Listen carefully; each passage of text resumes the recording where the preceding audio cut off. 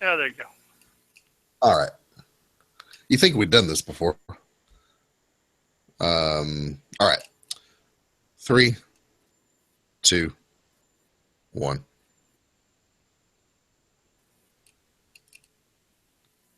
What is it up? I'm Pat, And I am Sean. and this is another week of the 6 Month Behind podcast where we talk about all the comics that came out this week in Marvel Unlimited for the week of 10/24/16. How you doing, bro? That's your cue, man. How John? Hello. Yeah. Let's start over. Yeah. What happened? You stopped talking. I said, "How you doing, brother?" And you No, just no, you didn't. stop. You didn't say anything. Yes, I did. You said week of 10/24/16, and that was it. Dude, I kept talking, man. Well, it didn't come over the air. Good Lord. Yeah, you've been cutting in and out a little bit like that. It's not. It's momentary, but yeah, you're cutting in and out. Dude, I'm looking at my Wi-Fi signal. It's a strong Wi-Fi signal. I don't know, man. It's Anyway, let's start again. 3, 2, 1. What's up? I'm Pat. And I am Sean. And Dude, what is so funny? I know what you're trying to do with this. I am sexy Sean voice. Oh, was that what that was? Sometimes just try different things. That's not what I was going for, but It's okay. I'm ready for it this time. okay. All right. 3, 2, 1. What is up? I'm Pat. And I'm Sean. This is Dude, come on. stop. All right. Yeah. You know the score in the ball game? There's a ball game? Yeah, the Cleveland Indians are about to win the World Series. Okay, count it down. Who's about to win the World Series? Indians. Oh, yeah, that makes sense because the Cubs can't do a thing. They're Can't up do a 3 thing. games to 1. Count it down. Yeah, I know. 3, 2, 1. What's up? I'm Pat. And I am Sean. And this is the 6 Months Behind podcast for the week of 10/24/16, where we talk about all things Marvel Unlimited and all the great comic books that came out this week. How are you doing this week, my friend? I'm all right. How are you? I'm good. I'm well. We're on like the 6th take of this, so we finally got it right. Yeah. So we're past the technical issues. We're past the giggles. We got the read right. Here we go. Yeah. The website is www.6monthsbehind.com. The email is. You can hit us up at 6monthsbehind@gmail.com. That's the number 6monthsbehind@gmail.com. I got things on the website this week. I actually put all the comics that are shipping in November in the theoretical week that they shipped or that they're going to ship into Unlimited. Information about the story there, and every alternate cover there with it. Dude, I've looked at so many covers. I've forgotten what books we're talking about this week. I have looked at so many covers and so many stories, putting them on that website. 72 hours. But November's done. So now I've got like 5 weeks to get December up, so it's all good. Yeah, there you go. And you got to see all those cool alternate covers that they do, all the variants. There was a couple really cool ones, and there was it was a Captain America cover that I haven't seen before. It was really funny. It was I'd have to find it, dude. I looked at so many because I want to give the artist name, but it's Bucky and Cap in a cartoon style picking out the new shield shape. Oh, that's funny. Like hundreds of shields around where they're trying to pick out the new shape that he's going to use, and it was an alternate cover to Captain America #1. It's really funny. I like that. I'm gonna check it out. Go to the website, look at it. It's hilarious. Cool. Yeah. And we did have a good comic this week. We did have some really good books this week, I thought. We'll go ahead and start off and let you know we do discuss the plot points of these books. So if you do not like to be spoiled, you might want to pause this, read comic books, and then come back later. We'll still be here, I promise. We try not to give you huge, sweeping spoilers, but we do discuss the plots of the books. So, Go ahead. Go ahead. And this is a big week for plots because we're finishing Pleasant Hill and racing headlong into Civil War. So there's going to be plots to be discussed here. Right. Yeah, we're wrapping up one event and moving into another. So stuff's going to get spoiled for you. Yes. Speaking of, we'll start with our Pleasant Hill books for the week with New Avengers number 10. They tell me this is a Pleasant Hill book. That's a lie. This isn't actually a Pleasant Hill book. This is a Godzilla book. If you don't remember the last issue, Shield is coming after the New Avengers who are hanging out on AIM Island because AIM is apparently good guys now. They're now Avengers idea mechanics. Yeah. And Shield decides to irradiate this one soldier they have and turn him into Godzilla. Well, how do you answer that except with a giant Avengers robot? So this issue is mostly a robot punching a giant lizard in the ocean while everyone flees AIM Island. And there's a couple things with Clint Barton and Rick Jones and a few things going on there. But essentially all it is a robot and a lizard punching each other. And it has nothing to do with what's going on in Pleasant Hill. That's... No. Nope. It was a filler issue of filler issues. I mean, it couldn't have been. I really just don't care for issues like this. Particularly this plot that's going on. I don't even understand. I mean, it was just out of nowhere. It seems like they're killing time until the event is over. So why even bother to tie in with it? Send the New Avengers off to do something else and don't call it a tie-in when it's clearly not a tie-in. I have no answers for this. Yeah. A minute ago we said we had some really good books this week, and we do. This wasn't one of them. This is not one of them. No. No. I was looking to, because you and I have different jobs here. You do the technical side of getting this podcast on to the internet. Mm-hmm. I do a lot of the technical work in getting the website up. A lot of not just comic books, but I sort stories so I can figure out what I can and can't put on the website without spoiling things for people. And somewhere I actually put a story up there this week. It's like 15 D-list heroes who became A-list heroes. And it's a pretty good story. It's pretty cool. But I read another story about all the great villains that Marvel has created recently, and they listed this Godzilla monster as one of them. And I was like, seriously?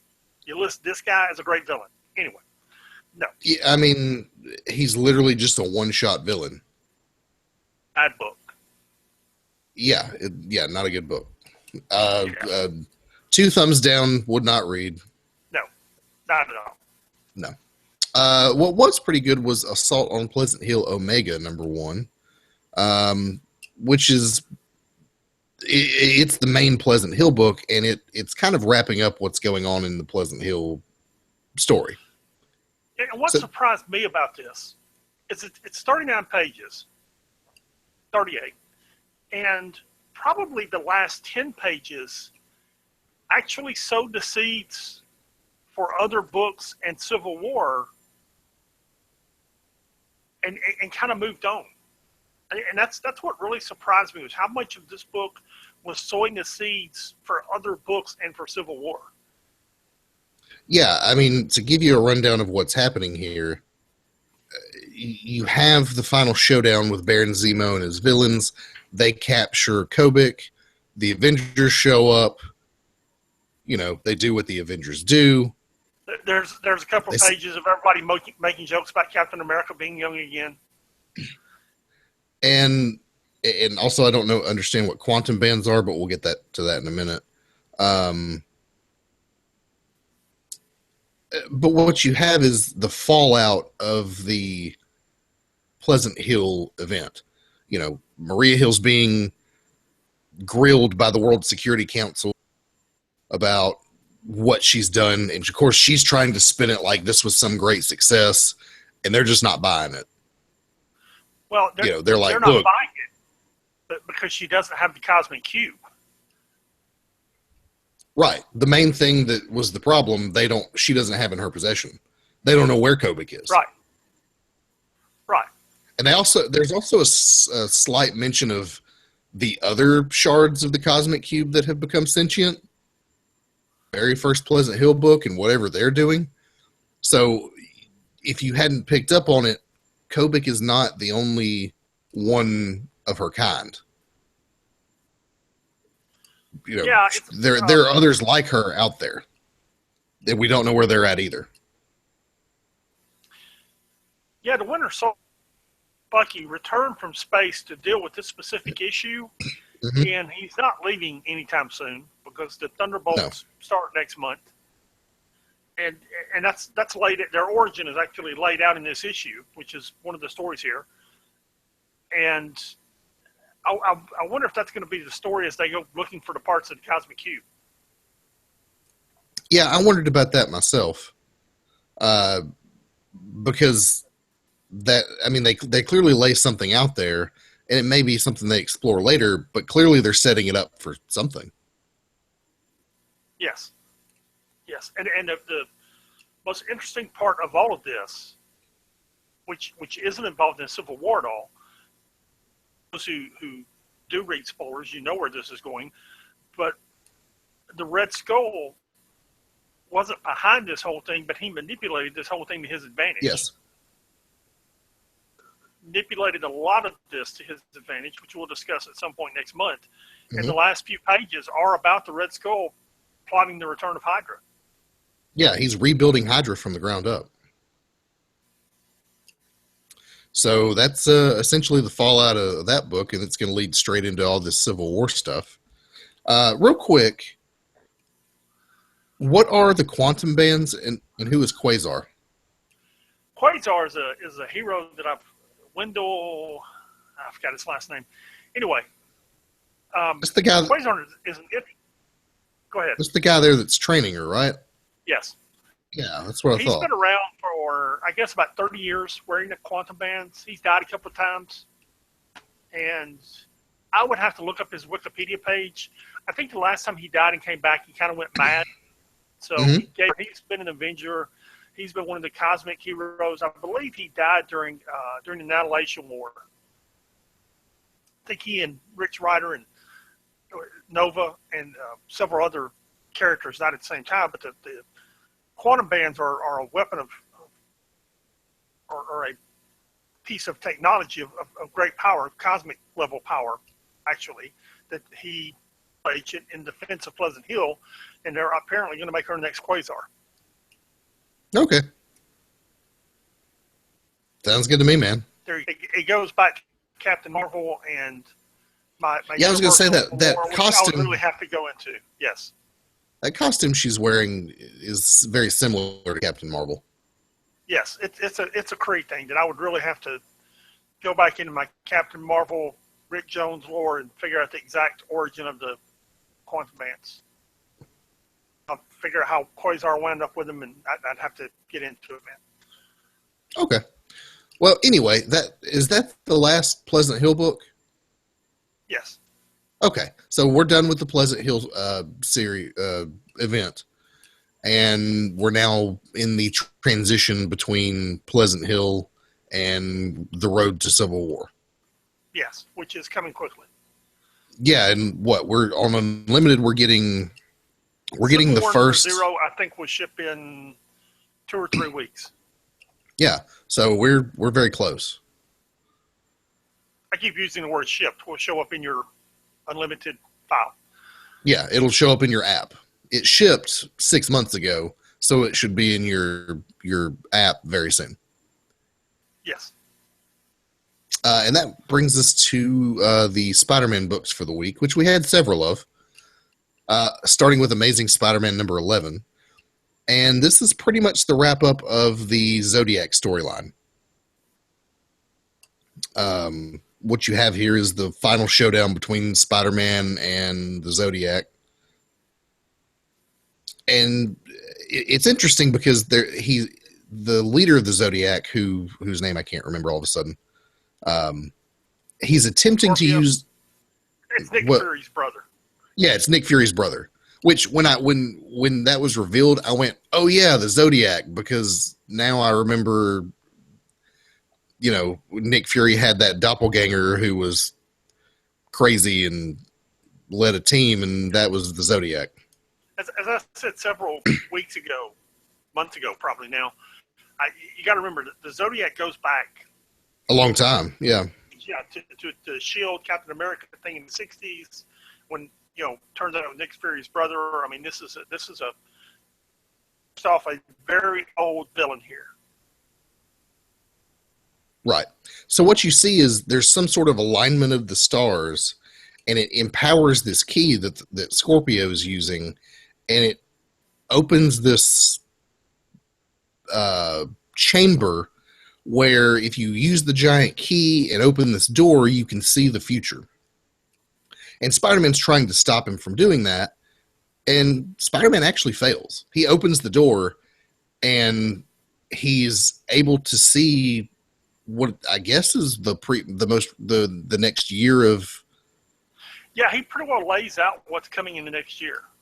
Yeah, I mean he's just kind of talking about, as one of the lines is Norman Osborn, so that's where you've been hiding. We haven't seen Norman Osborn in how long? Oh man, a long time. Yeah, he mentioned something about the Sky Spears. He says something about Otto Octavius. Yep. He talks about Civil War. Right. Yeah. And Spider-Man's solution is just to hit him in the back, knock him into this room where I guess you can see the future, and lock the door behind him. And then he can seal the chamber and he's just gone. Which I'm sure this is not the last time we'll see him. And by the time he emerges, he'll have all this information. He'll know what's coming in the next 10 years and, be some horrible threat. But that's probably a good ways down the road. But he does mention Otto Octavius, and you get, at the very end of this issue, you get some dialogue that clues you into what Otto's got plans for. Yes. Yeah. I mean, essentially everything wraps up, pretty all right. I mean, it's your typical happy ending. The villain's defeated. You saved everybody. But you get the feeling you haven't seen the last of the Zodiac. No, you haven't seen the last of the Zodiac, and you know that Dr. Ock is getting ready to make his move out of that robot. And it was a good story, and it was a good story and a good wrap up to this book. Yeah, and for those who are not familiar, the robot that's following Spider-Man around, the real weird robot, Doc Ock's brain is trapped in that robot and nobody knows except himself. Yes. And if you want to know how that happened, just go read Superior Spider-Man from a couple years ago. Anyway, this Spider-Man series, this is issue number 11, has been just great from the get-go. I mean, since issue number 1, it's been really good. Yes. And this is Dan Slott's writing some of the best Spider-Man stuff in years. And he has been for years. That's the thing about Dan Slott is that, after a while, like with Brian Michael Bendis, after 10 years, he was done telling Avengers stories. He wanted to move on to something else. But Dan Slott just keeps cranking out great Spider-Man content. I was playing Marvel Heroes the other day, and I forgot to close the on the side of the game. I just glance over, and they're just trashing Dan Slott. I'm just like, man, and I don't even understand why. I don't even understand why people do it, and I refuse to engage in those conversations. I don't even understand why people trash Dan Slott. I mean, he's taking a 50-year-old character first and making him relevant. Seriously? Yeah, I Than he's don't. ever been, or possibly better than he's ever been. Yeah, and I don't. And they do this with Brian Michael Bendis too, talking about how before he was writing Avengers, the Avengers were great.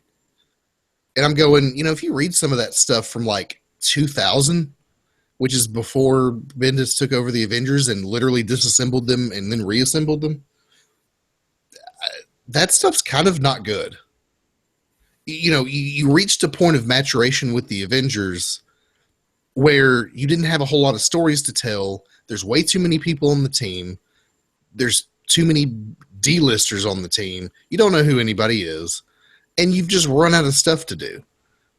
And Bendis blew it all up and started over, and you had another 15 years of great storytelling, and people just want to hang him for it. I know. I don't understand. And the same thing with Dan Slott. Dude, did you read any Spider-Man before the whole Brand New Day thing? It was not at the top of my pull list, no. And over the years, in the last 40 years, books I always buy. I always buy Uncanny X-Men, always buy Fantastic Four, Spider-Man, Iron Man. That's about it. Yeah, maybe a couple more coming and going. Before Dan Slott took over Spider-Man, it had gotten so bad I had stopped reading it. There was like the Todd McFarlane period, and I stopped with that. That whole freaking Clone Wars is when I stopped reading it. Yeah. That was the last time Spider-Man was any good, was when Todd McFarlane was doing it. Because right after that, a couple years after that, came the Clone Saga, whatever, and that's when I stopped doing it, and I didn't pick it up again until Dan Slott doing what he was doing with it. And I don't understand these fans, and if you're one of them, I'm sorry. But I just don't, and if you want to email us and explain your position, that's fine. I would actually like for you to do that, because I just don't understand the point of view that says that Dan Slott ruined Spider-Man. I understand that may be your opinion, but I don't know how you objectively prove that to be true, because it's Dan Slott's done more things and more interesting things with Spider-Man in the last however many years he's been writing it than anyone's done with Spider-Man in 20 years. Well, what he did is he upset status quo. I mean, these Avengers people, they want Man, Thor, the Wasp, and the Vision to be the Avengers forever, and they wanted Peter Parker and Mary Jane to be married and have a kid and live happily ever after. And he's completely written Mary Jane out of the book, and that's what upsets people. Sure, but the problem is those stories, you can't tell that same story over and over. And when they do, people complain about the book not being any good and the book doesn't sell, and they cancel the book. So people can complain all they want, but I'm going to call BS on it, because I don't think they actually, I think they're just crapping on Dan Slott to crap on Dan Slott. Dude, if he hadn't done it, the Avengers and the Fantastic Four go the same way the Fantastic Four book that we're getting right now did. Which we're not getting the Fantastic Four book because nobody bought it. Everybody complained for years, but nobody bought it. You mean Spider-Man goes the same way as the Fantastic Four? Yes. Okay, because you said the Fantastic Four go the same way as the Fantastic Four, and you confuse me. I confuse myself sometimes. Too many blows to the head. Anyway, I don't understand these people who, when a new writer comes in and actually tries to do something new with a character or a story, and actually, you may not necessarily enjoy the story itself, but you can look at what is creative writing and what is mundane writing, and that's not objective, or that's not subjective. It's subjective. You can look at, there's good writing and there's bad writing, and what they've been doing with Spider-Man for the last few years is good. So, yes, if you think that Dan Slott's ruined Spider-Man, you're quantifiably incorrect. There you go. Anyway, Okay. moving on to Spider-Man Deadpool number 4, which I did read, and I really enjoyed it. Go ahead and tell us about this book.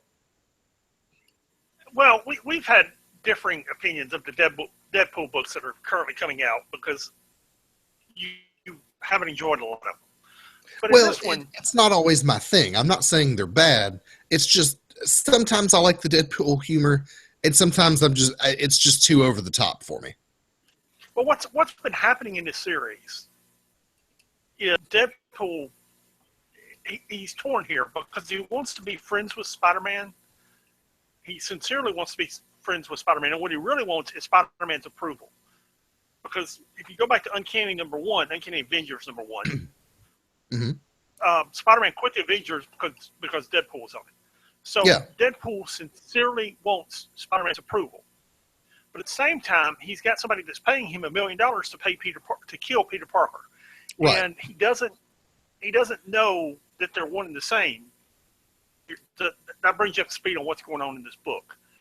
So at the start of the book, they're both out running around doing their thing, and Spider-Man calls Deadpool and says, "Let's go hang out." Some jokes there because Deadpool thinks it's a crank phone call, and finally he understands it's really Spider-Man, and they go hang out in a bar that Deadpool owns, and he invites this blonde female to go with him, who, so when Deadpool got married, I was not reading Deadpool at the time, and I don't know if he is. Yeah, I don't know who she is either. Specifically either. I don't know what race she is. I don't know what form of demon she is.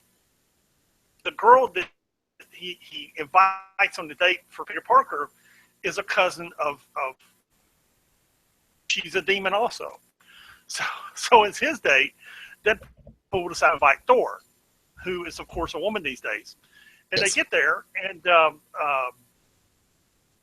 the demon with Peter Parker instantly realizes, that Guardian, and for whatever reason, they've got anger issues against each other, and they start fighting. And Deadpool tries to talk them down off the ledge, and to talk them down off the ledge, particularly Thor, put Spider-Man and Deadpool on the stage in their underwear in a dance-off. And instead of just saying, no, we're not going to do it, they both just embrace it. Crazy. Well, the book gets crazier from there. Yeah. Because they both wind up having a good time. They both wind up dancing all over the stage. Yeah, they put Spider-Man in a disguise, and there's this, and he disguises him as a black guy, and there's this whole exchange about, oh, this is different, and Deadpool's like, what, you got a problem with it? He's like, no. He's like, good, because you might be a racist. And then he meets this, Deadpool introduces him to this girl, and they're kind of hitting it off. Turns out she's a succubus, and her and Thor have problems. Yeah. Yeah, and then they wind up doing the dance off to because what Deadpool wanted is his plan was to have the two girls fighting in a mud wrestling pit. That was his plan. Yes. And that didn't work out for him. No. And that's when the whole thing started to go south on him. And so Right. At the end of the night, Deadpool and Peter Parker, Spider-Man, really have a good time. And yeah, they're basically dancing in their underwear for the enjoyment of everyone else in the club. And we warned you that we did spoilers on this show. So if you don't know how this book ends, again, this is another, pause it right now, go read the book back. Well, at the end, and the thing that caught me about this was this has been so lighthearted for so long. I mean, I really thought the point of this book was going to be Deadpool and Spider-Man finally bonding. Yeah. That's what I thought the point of the book was going to be. Instead, the last few panels of the book is Peter Parker answering the door and Deadpool putting 3 rounds in his head. Yeah. Oh. Yeah.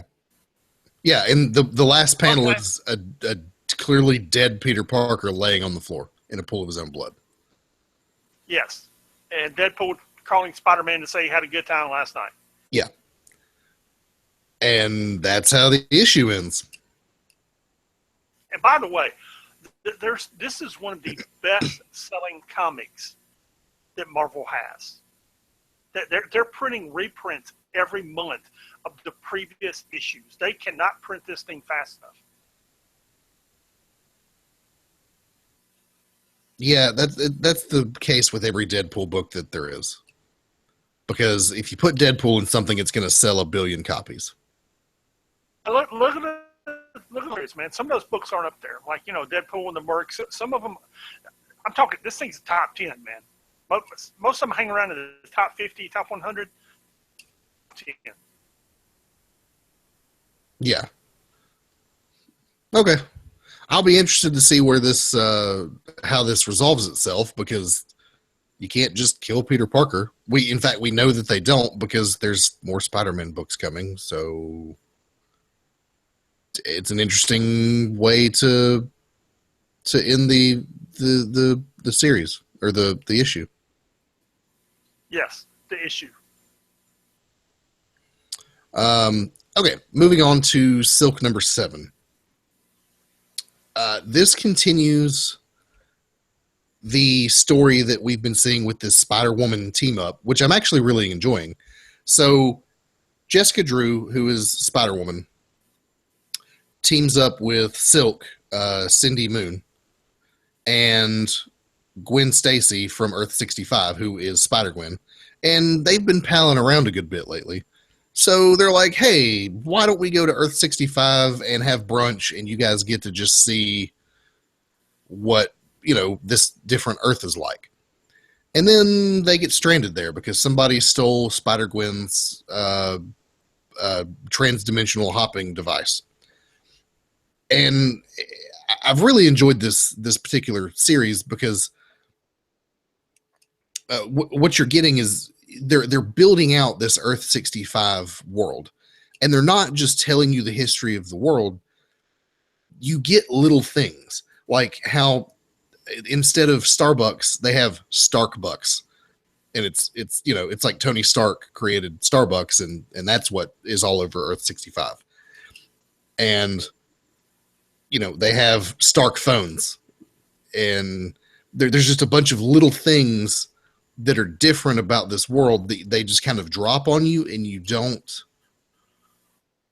know anything more than what they just told you. There's no context, and it makes you want to know more. Anyway, this particular issue deals with Cindy Moon, Silk.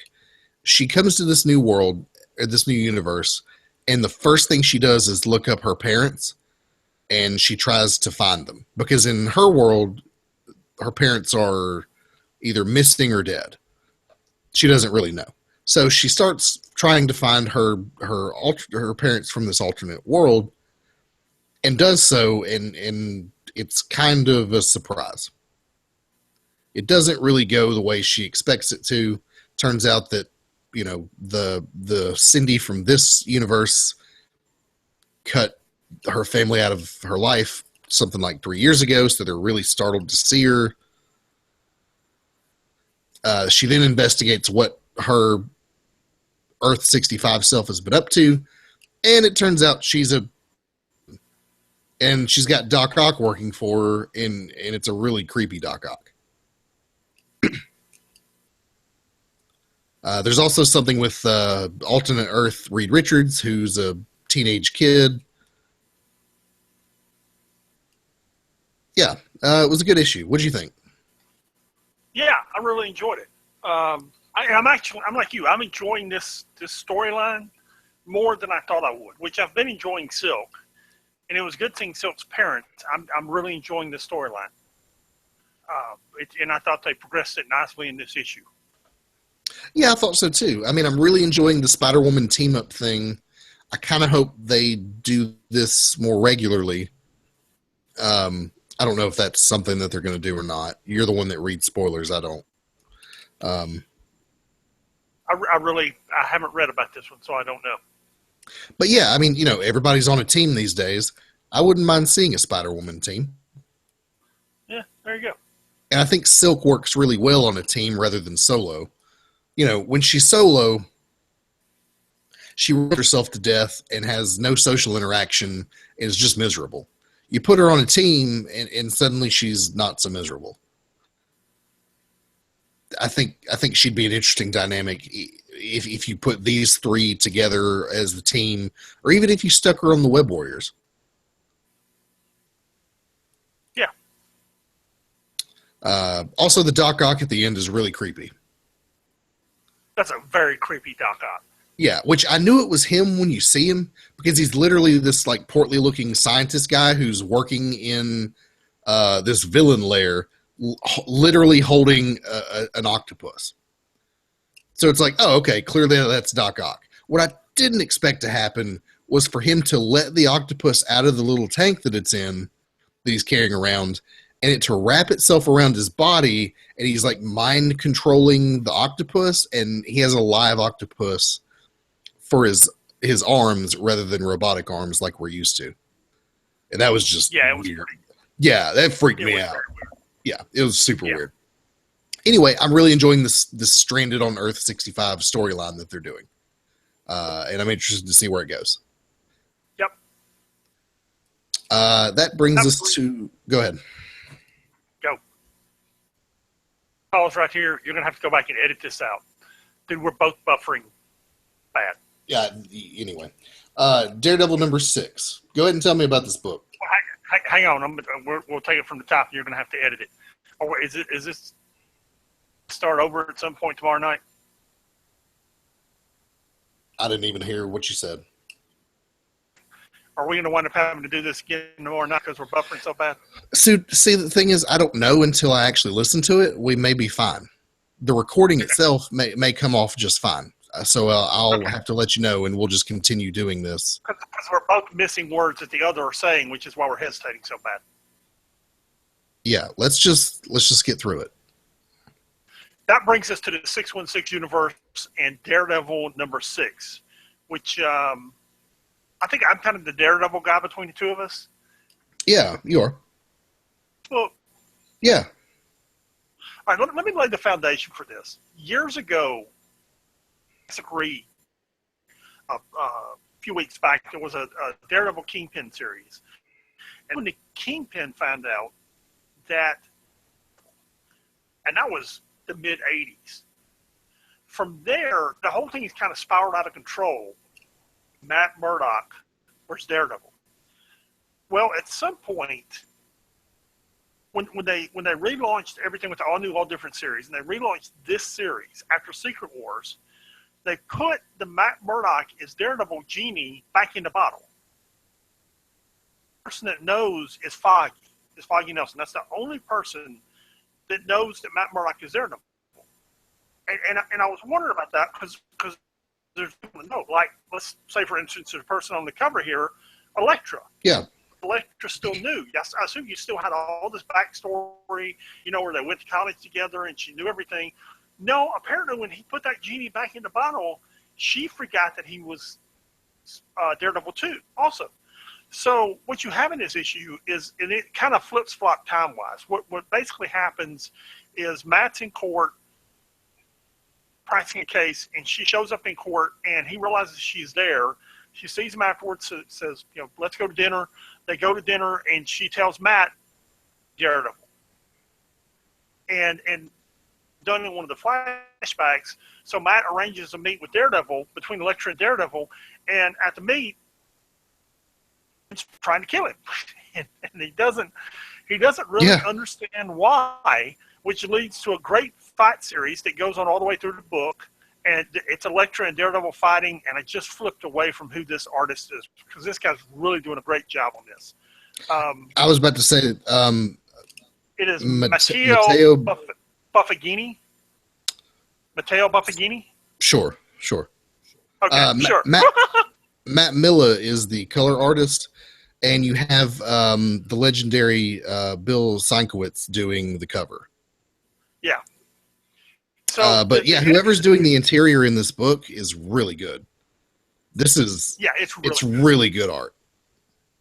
I mean, that last panel with Elektra is very good.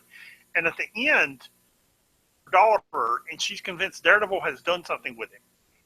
And I was wondering at what point they were going to get around to addressing how Daredevil put that genie of everybody not knowing who he was back in the bottle. They're doing it because this is a great issue. You got him and Elektra fighting. You got Matt and Elektra going out on a date. It's a great issue.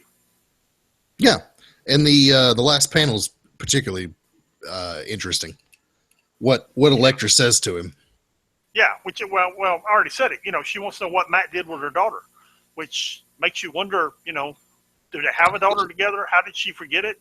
Yeah, I mean, it put that genie back in the bottle. Yeah, it prompts more questions than it does answers. You go, what? Right. Daughter? Whose daughter? Your daughter? Their daughter? There's the daughter? Yeah.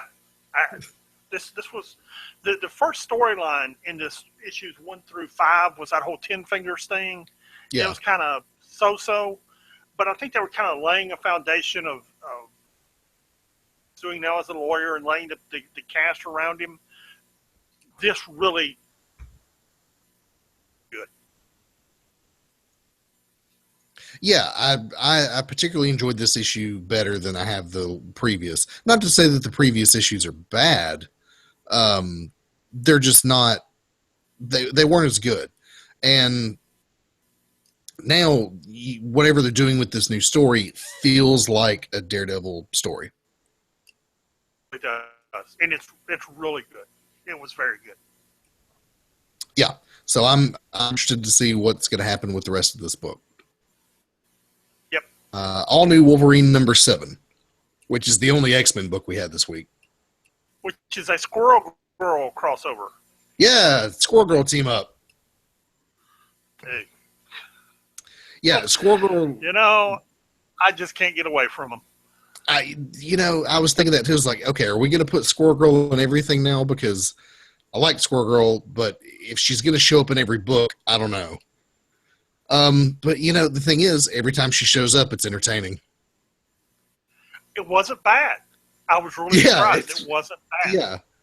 You have this kind of juxtaposition between, Doreen Green, who's super and happy all the time and, Mrs. Positivity, and then Laura Kinney, who's not. You have the sunny disposition and the doom and gloom, and that's kind of the team up here. But she literally shows up at Laura Kinney's with a rabid wombat.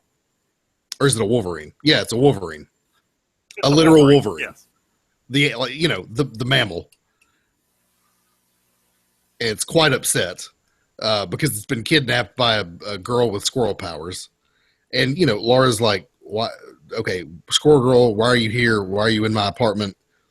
Oh, turns out when you went on that chase through the city a few issues ago, you hit a tree and you wrecked the home of this squirrel family. And now you have to make it right. Yes. And she's just like, okay. Yes, that is the plot in this issue. Yes. Right. So they sneak into this secure building. They find the missing squirrel father that has gone missing. They return it to the squirrel family. And Squirrel Girl and Wolverine bond through this process, and it's got a nice little happy ending to it. It feels like a filler issue, but it was a decent filler issue. And it had her bonding with her sister, which was really the point of the issue. Which that's it was a good filler issue. Yes. Right. It's I guess she's the last survivor of the X process that they went through in the previous issues. There was one of them that flew off in that helicopter. Oh, right, yeah. With that mysterious woman. And then who we don't know. Right. Yeah. And she's the youngest of all of them, and she kind of just wants to role model after Laura Kinney here. And, Laura Kinney's been trying to find her a place to live and doesn't really know what to do with her.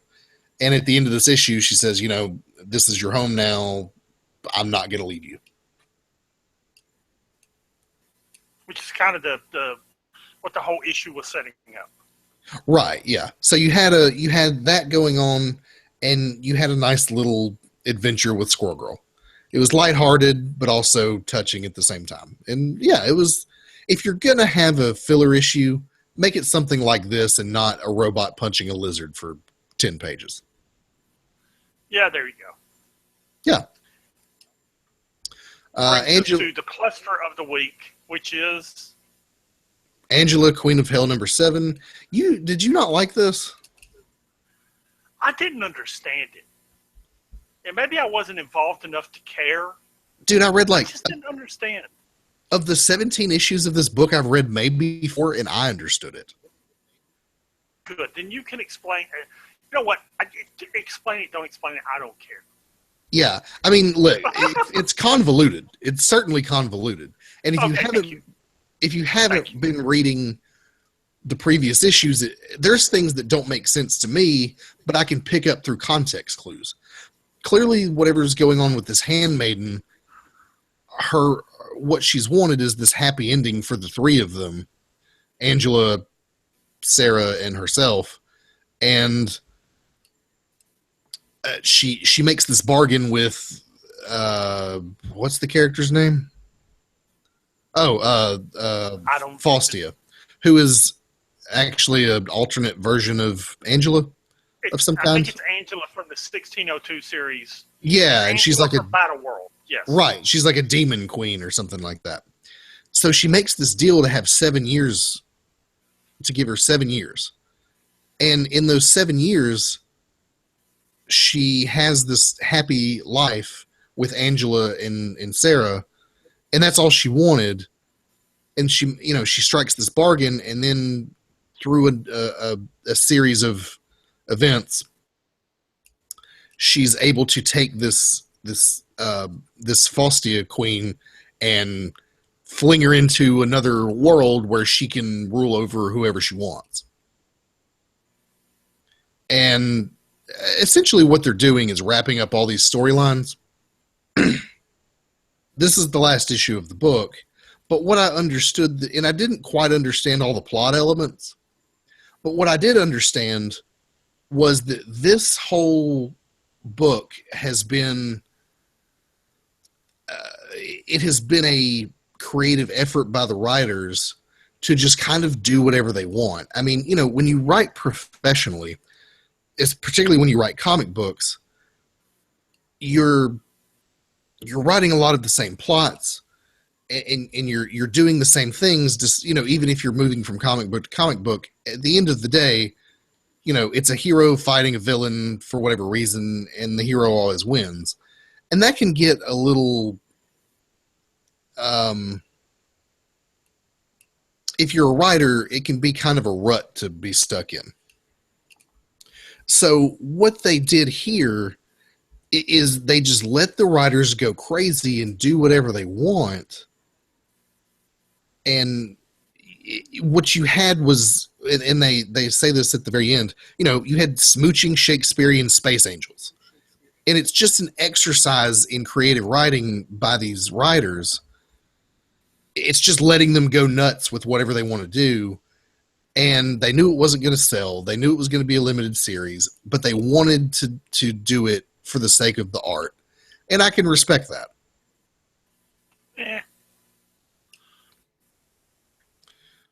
Yeah. The first were decent. They lost me in the last couple. How'd they lose you?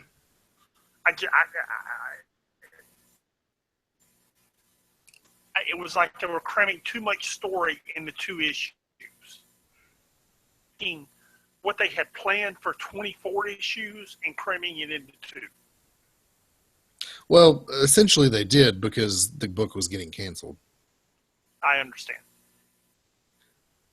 Anyway, it was a big sweeping fantasy narrative crossing multiple universes and dimensions, all the while being, two women in love who are, it was a lot of creativity going on in this series, and unfortunately comic book fans don't want creativity, as we discussed earlier. They just want to watch Spider-Man beat up the Goblin for the 27th time. Yes. Yes, you would like to think they would want more than that, but they don't. No, it's why books like this don't sell. It's why things like Weird World don't sell. Um, yeah, you try to get really creative with these books and with these characters, and your average comic book superhero reading audience isn't going to buy it. Now, you have a whole slew of independent comic books that are out there that are fantastic that plenty of people are buying. But to me, it's always felt like that audience, the indie comic audience, and the mainstream superhero Marvel DC audience are separate. They're not the same people. No, and there's a. Say, I'm always. I was talking earlier about looking for stories. And then I've got a page that I keep them on, and they're dated, so I know when to put them on our website. And I've got a story of not selling well. Literally, the physical copy is not selling well. And I think you and I had a conversation with it, and it's like Apple stock. You know, Apple patients, and everybody's unhappy because they only made $250 million this quarter instead of the 350 day projected. They've got $1 billion sitting in the bank. Everything's paid for, but they only made $250 million this quarter, so they're not happy with it. What Marvel does, and the case with the Civil War thing, is the crossover isn't selling as many as their previous year's crossover. It's selling hundreds of thousands of issues, which is far more than anything else Marvel or DC are selling, but it's not selling as many as they want, so everybody's unhappy with it. With this Angela, there are several books. There's Angela and the best-selling books, like we were talking about that Deadpool Spider-Man book earlier, that will sell around 125,000 copies. This Angela book is selling less than 10,000. Yeah. And from less than 10,000 copies, about 6 or 7 probably, about 6 or 7,000 copies, Marvel's simply not going to put it out for 6 or 7,000 copies. No, it's not financially viable, and I understand that. Right.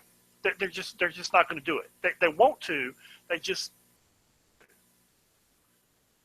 Right, because there's, they could replace that with another Deadpool book that could sell 1 billion copies. Yeah, and to be honest, and you and I both know, if we were paying money for it, I'm not going to pay money for either one of these. Yeah.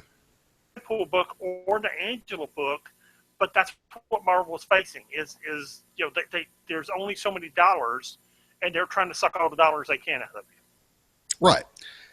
Now, our particular thing is different because we're subscribed to the app, so we're paying for all of it.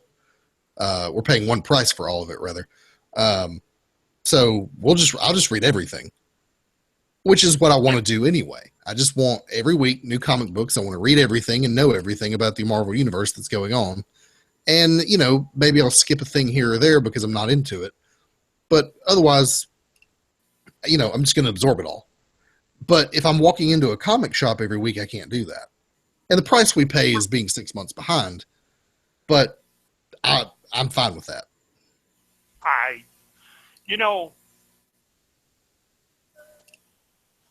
In the last 2 weeks, I've bought Death of X #2 and Civil War #6. Both of them were, actually. And I spent more on those 2 books than I did on my Unlimited app. Yeah, I believe it. Yeah. Yeah. So, you just, maybe some of you can, but I just can't financially justify it all. No, I can't either. No. Anyway. While we have the app and while we're doing the podcast and while we're moving on to Carnage #7. Yes. Tell me about this book. What did you think of it? Because I know what I thought of it. It's okay. Again, and this is something we say every time we review this book. The art's amazing. The art's amazing. The color's amazing. Whoever's drawing this, it's magnificent. This is kind of a reset issue. They wrapped up the storyline with the first 6 issues. Now you've got Carnage with the Darkhold book, which I think you and I had a text conversation about. Yeah. Which, by the way, And The Darkhold is also the same book that's being featured in Agents of Shield. If you're not watching it. is it real? I'm behind on Agents of Shield. I'm a couple of Oh. episodes behind. Oh, my bad. Um, But well, yeah, it's but yeah, okay. that's they're the same book. Okay, I'm a couple of episodes behind. I'm trying to get caught up. I just can't find time between watching Goliath and however many other shows. Anyway, and if you're not watching Goliath on Amazon, dude, that's a great show too. Anyway, I've heard it's really good. I didn't think I Anyway. would say that about anything with Billy Bob Thornton in it, but it's a great show. So he's Carnage is trying to get the book to activate like it did the first time when it made a bunch of his, as he puts them, a bunch of mini-me's, a bunch of mini Carnages, and it's not working. And finally, I think he winds up going to Indonesia to get the book to work. Yeah, he raids this old bookstore, kills the owner, and has the owner's son. He says, you're going to tell me what I need to know about this and what I'm doing wrong, or I'm going to kill you like this too. Right, and finally, he finds out he needs to do what he does on a specific altar, and that altar is in, I believe, Indonesia. So he's going to Indonesia to get there. In the meantime, the FBI agent in charge is having to account for the disaster that was the first, where 18 agents died, 6 agents wound up in the hospital, and Eddie Brock, also known as Toxin, wound up running wild again. John Jameson lost control as Werewolf by Night. It's a disaster from the FBI's point of view, and they shut the thing down, and then she finds a private investor who wants her to go after Carnage again. And Right. I'm not sure what that investor's plan there is, if Power or B actually want Carnage stopped. You're not sure what's really going on there, but they're going after Carnage. You're not sure of the motivations of theirs, and I don't personally. I don't think that's going to work out quite so well, but No. that's just But me. by the end of the issue, you've got the team reassembled, and they're going after Carnage in Indonesia. Yeah, and this was it's not a filler issue, but it's just moving. You're moving pieces into place, so there's not a ton of narrative going on, but you're putting the pieces where you need them to go for the next one. Yes. And yeah, I was not keen on this book for the first 4 or 5 issues. I have actually started to really enjoy it in the last 2 or 3. Well, it's kind of a hard to enjoy, and it's Yeah, I'm not big into horror most of the time.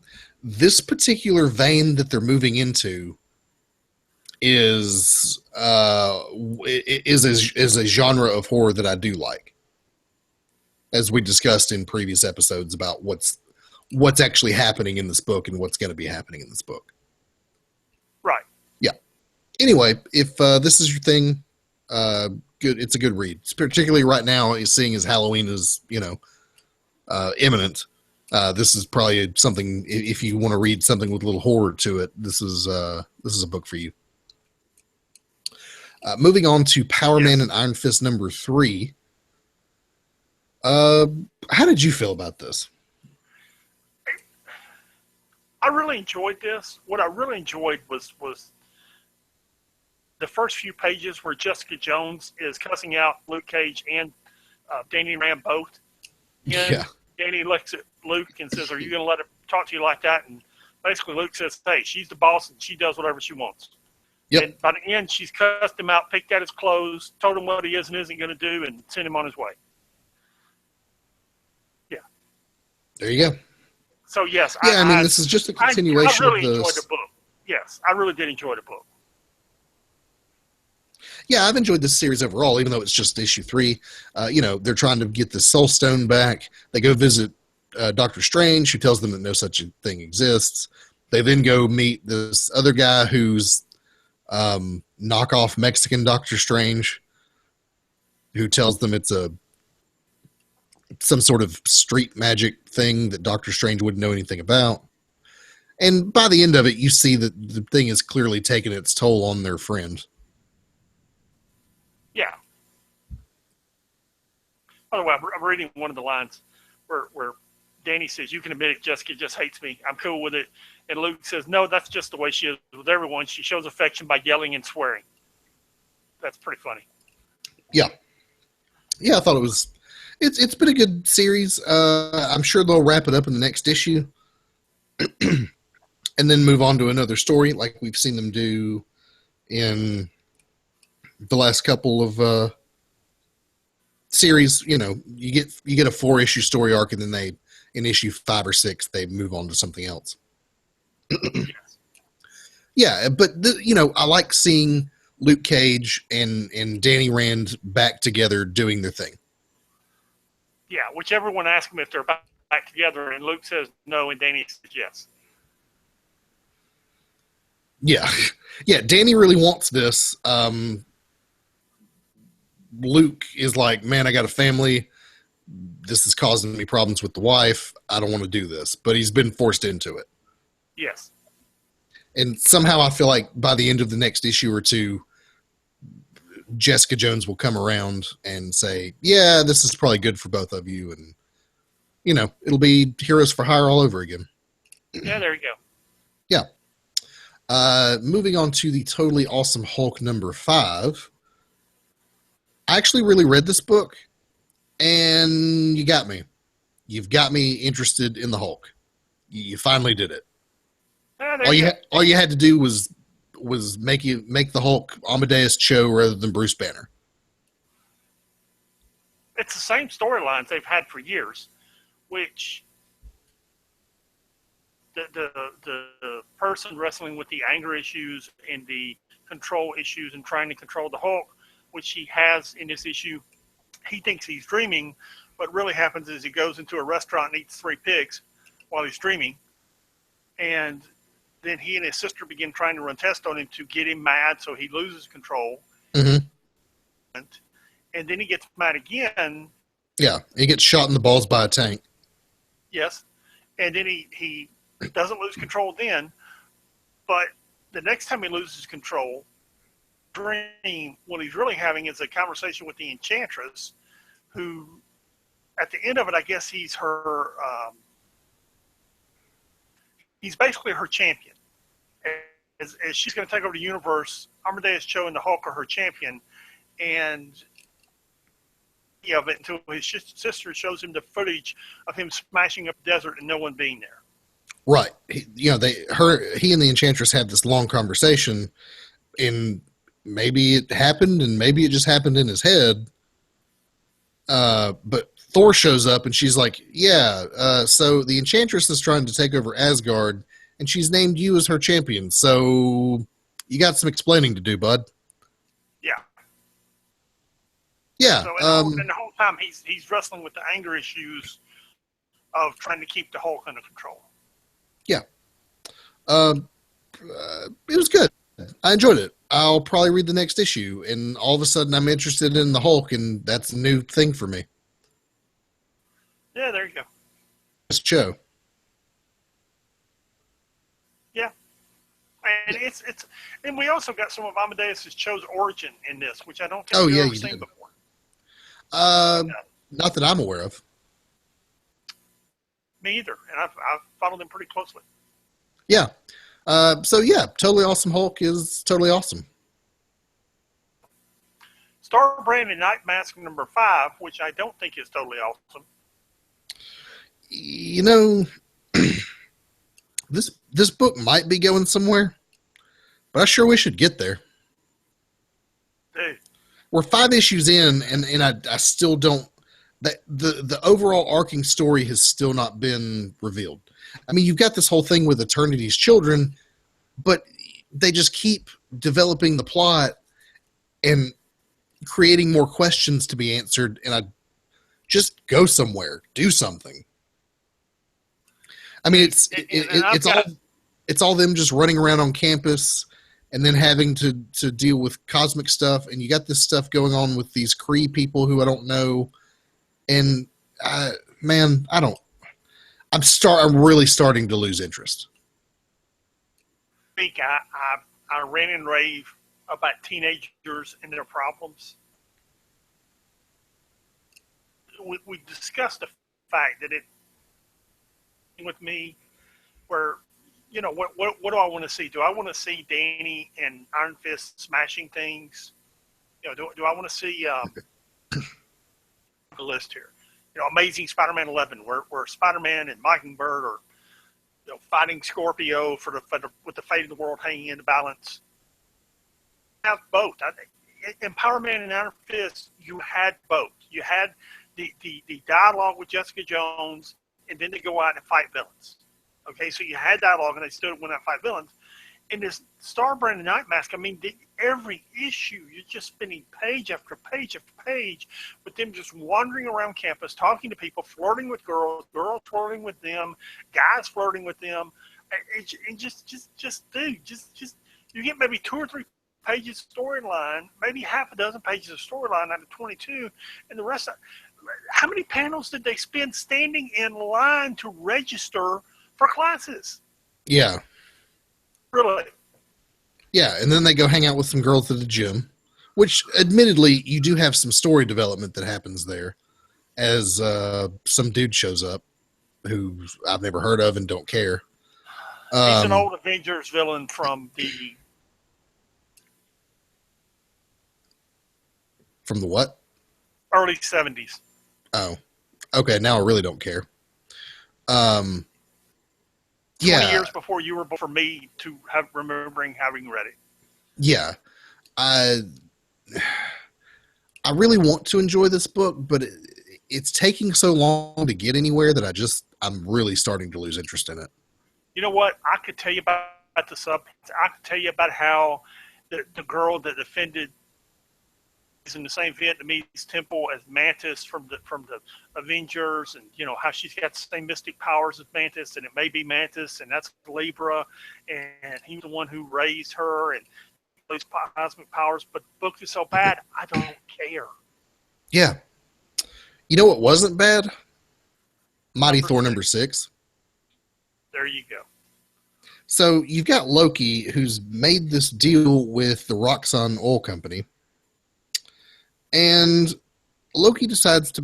Basically, this issue is Loki telling a fable back from the time of the Vikings. And he tells this story of Bolaf the Black, who before every battle would pray to Thor. And in every battle, Thor would show up and help him defeat his enemies. Well, Bolaf gets cocky and stops praying to Thor. And through a series of events, his enemies decide to start praying to Thor. And all of a sudden, dude gets his butt kicked all over the battlefield and loses everything he ever had. And then he makes a deal with Loki. And I won't go into exactly what that deal is and what happens at the end, but you've basically got a hulked out Viking going on.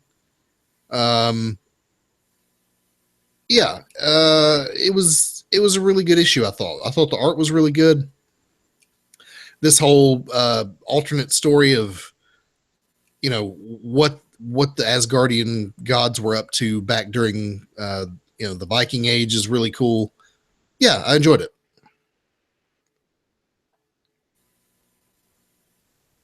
What did you think of it? I enjoyed it.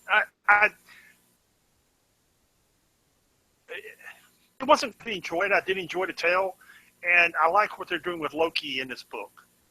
Yeah, I did enjoy it. I mean, this is Mighty Thor. So far, it's 6 issues in. We've seen more Loki than Thor. So I don't know why this isn't a Loki book, but I'm not going to complain because I'm enjoying it. Well, it should really be an Asgard book. What's going on with all the Asgardians in this book? That's almost what it should be. All the Asgardians, from Odin, his wife, who's Thor's mother, whose name I completely forgot. There's just a lot going on in Asgard, and we see very little of Thor and a lot of all the other Asgardians. Yeah, which is whatever. I'm enjoying it, so I don't care. It was a really good issue. Yeah. Tell me about Nova number 6.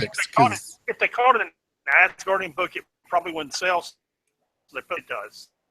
Yeah, that makes sense. There you go. Yeah. Tell me about Nova number 6, because I skimmed it and got the impression that it sucked. No, it didn't suck. This is one of these stories that's maybe drug on a little too far, but the Chitauri are after Nova's helmet, Sam Alexander's helmet, and we've got to clarify because there's around in this issue and in other issues. Sam Alexander's helmet is black, and apparently there's not a lot of the black Nova helmets. There's very few of them, and the Chitauri want his black helmet. In the first issue, sent someone to impersonate his dad, and they've sent someone else to impersonate his dad who's wearing the other Nova costume, and they're fighting.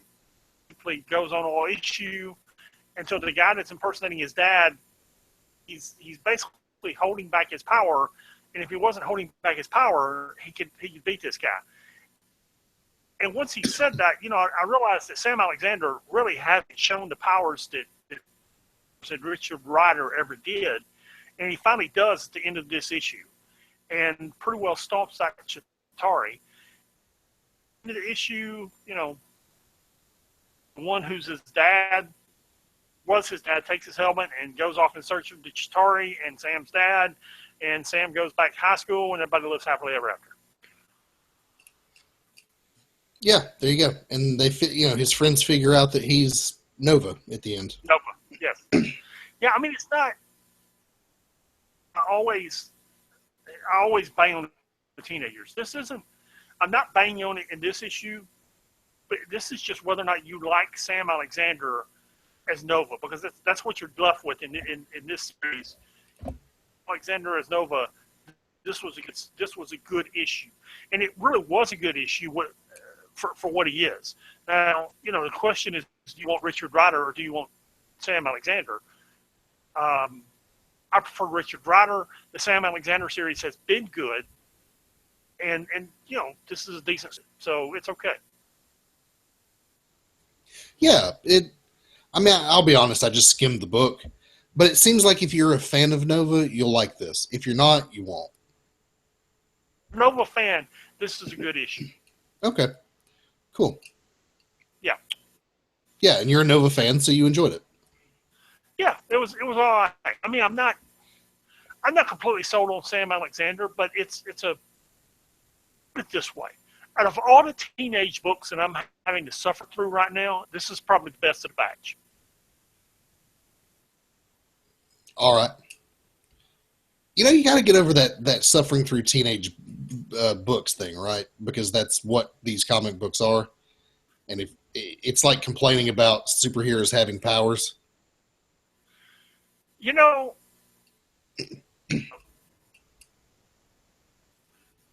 I was putting the covers up, there's an alternate cover of Gwenpool #2 that's coming out in November that is almost X-rated. I would have to look at that thing, but the way they drew her butt and the way it's on the cover, I realize that these things are written for teenagers and even pubescent teenagers.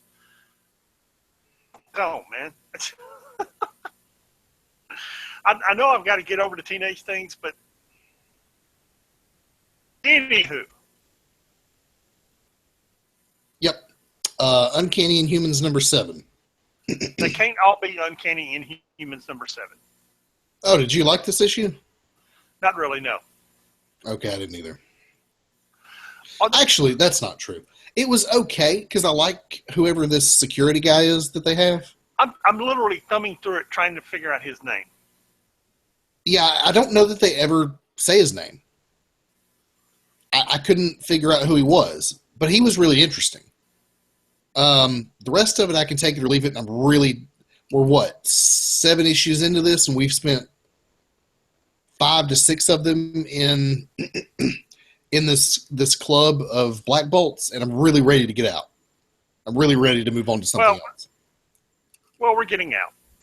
We're getting out because at the end of this, what basically happened is someone stole a weapon, and I can't remember what's name that stole it, but that they stole a weapon which will Unilix Corporation basically allow them to depower Inhumans for a short period of time. Right, and my guess is this corporation they're another group of Inhumans who were, living secret lives as Inhumans while being influences in the world. I don't know. Yes, that's how it's explained at the end of the at the end of the series. Yeah, and I've never heard of this company before. While the Inhumans themselves were living in the Himalayas, protecting their race, this group of people were outside the Himalayas, influencing world events, making sure that the Inhumans had the resources they need whenever they wanted to come out into the world to do what they wanted to. Okay, at the end, this whole thing, whole series is about is we start with Prince Uhura Bogotan, which is his son. We start in issue 1 with him being taken by Kang back in time, and they chase him through time for 2 or 3 issues.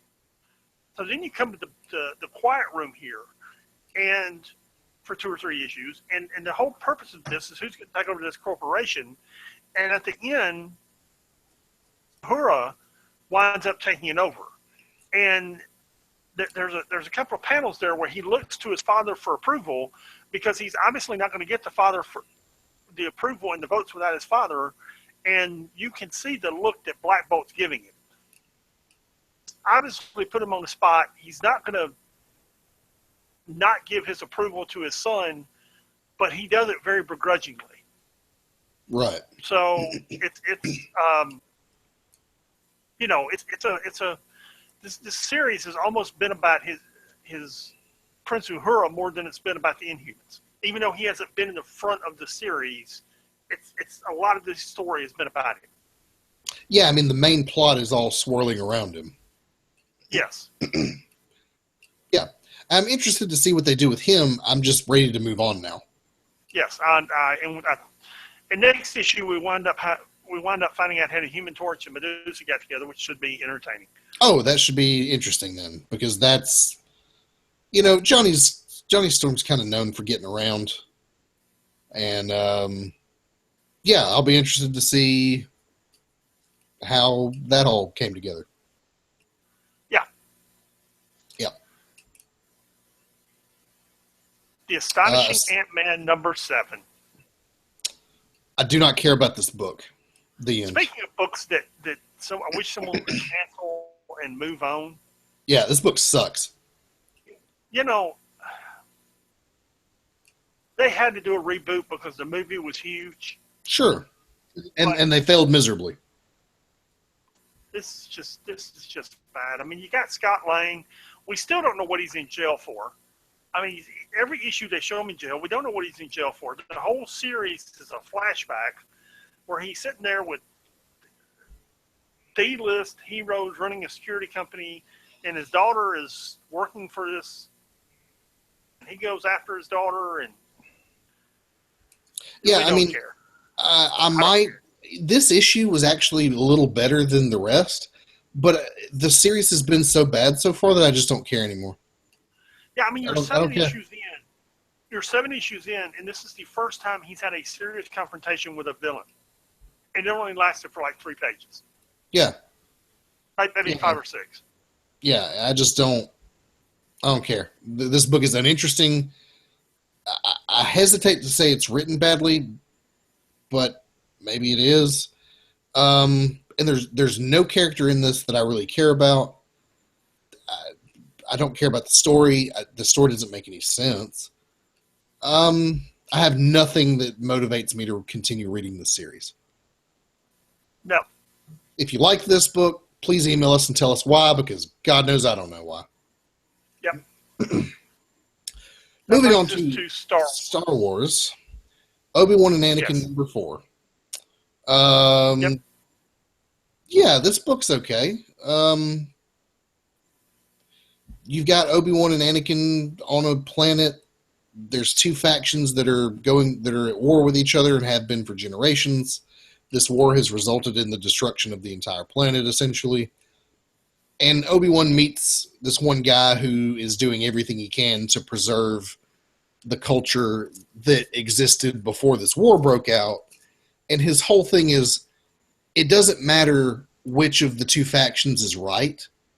This war has gone on so long that nobody remembers what they're fighting about anyway. And that the only thing either of them want is the mutually assured destruction of the other one. They're losing everything just to beat their opponent. They've lost they've lost their whole world and everything that they ever stood for, which might have been what they were fighting about in the first place, but now it's just they need to kill the other side. And that's pretty much the crux of the book. Yeah, good art in this book. Yeah. The art's pretty good. I thought the subject matter was appropriate for this time of year. You lost me with that one. Two sides vying for control of the planet, the election. Yeah. Oh, there you go. Right. Yeah. Which, so you know, it was written months ago. So, well, you know, even then. Anyway, yeah, and you've got Anakin who's been captured by one of the sides. You kind of don't know what he's going to do, whether he trusts these people or not, whether he's going to get duped by them. Who knows? You know what? I was actually ignoring the election conversation because I am so ready, for the love of God, for this election to be over. Yeah, me too. I think everyone's at that place. Everybody's just ready for it to be over. Let it end. Yeah. That's pretty much the last book that we have this week. We did have a big dump of Defenders books. You know, we've had Defenders books coming out, which is why I made that note. I have felt for a while that one of the big gaps in the Unlimited series was the Defenders. And it's still not issue 1 through 9. Then it kind of starts missing some of the teams. I mean, there's still gaps there in the Defenders, but they're obviously trying to get in all 160, 170 issues of the original Defenders before the series comes out next year, which at a rate of about 6 issues, 7, 10 issues a week, that's probably about to do it. But yeah, they're slowly getting them there. Yeah, clearly this is a lead up to the Defenders series, which will probably be the next thing that comes out from the Netflix branded Marvel shows. Yeah, I've lost track, man. I think Iron Fist is in the can. I think they're recording or shooting Punisher at the moment. They're shooting Punisher. Iron Fist is done. Iron Fist is done shooting. They may still be doing some post-production on it. Right. Daredevil's got to come out at some point. They're working on. They've shot another season of Jessica Jones, but I'm not sure. No, they haven't shot it yet. Oh, have they not? They haven't shot it. No, because there was a good article this week about how the director wanted to hire the showrunner wanted to hire all female directors for every episode. Oh, okay.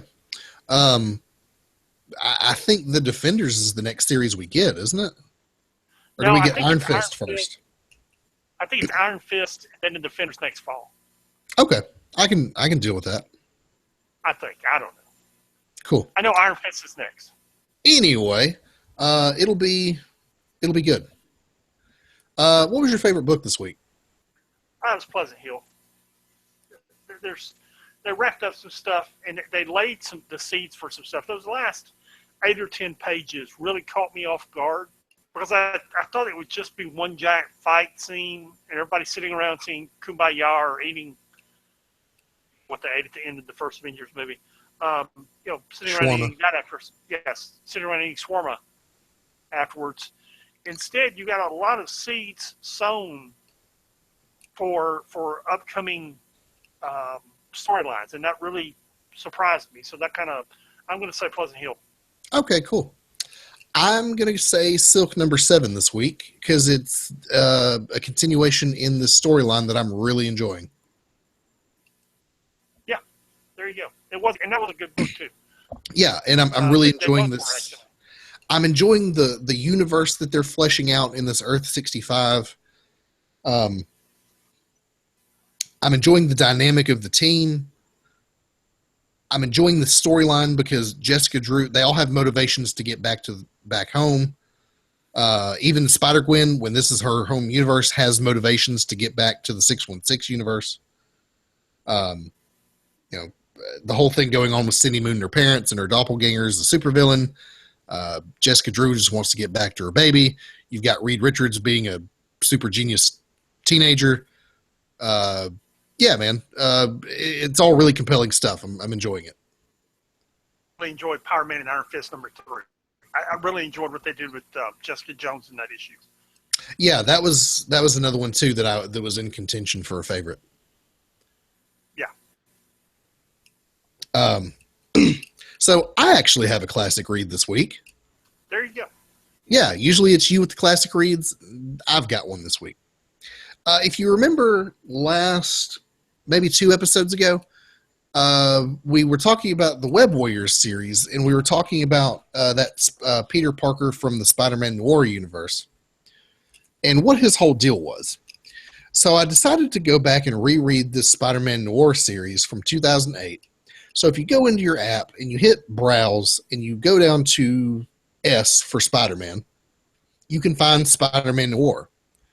And it's the first series there. There's another one too, but it's got a subtitle that is different. Same character. And same character. It picks up a couple months later, I think.